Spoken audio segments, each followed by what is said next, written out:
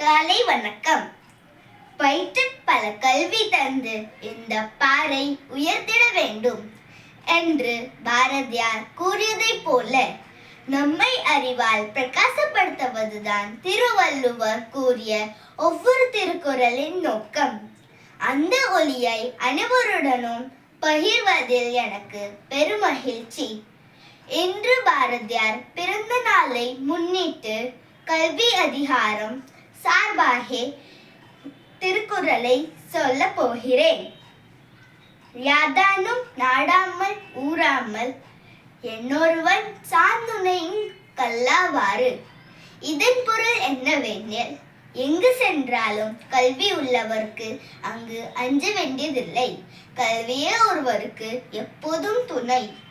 ஒருமைக்கண் தான் கற்ற கல்வி ஒருவருக்கு எளிமையும் ஏமாப்புடைத்து.